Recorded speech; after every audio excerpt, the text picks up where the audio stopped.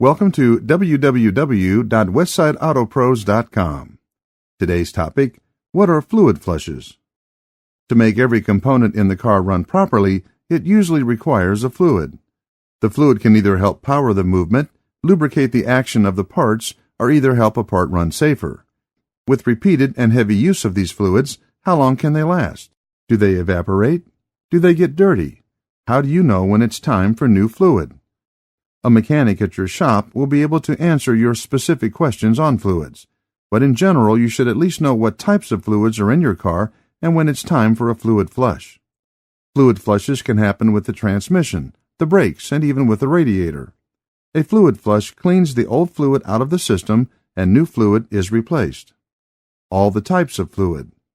The fluid in your car systems includes windshield washer fluid, brake fluid, power steering fluid, transmission fluid, antifreeze, and oil.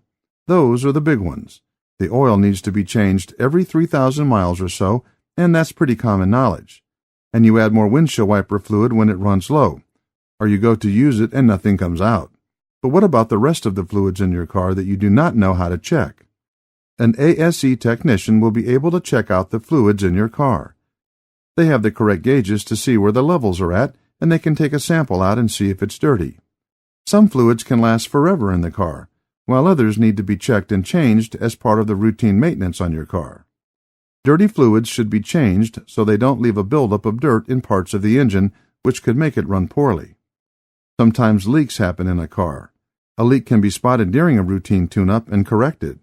The leak might be a slow one and not noticeable to you, but if all of the fluid were to drain out of the power steering unit, then it would be very hard to turn. It could also be hard to stop the car if the brake fluid had all drained out.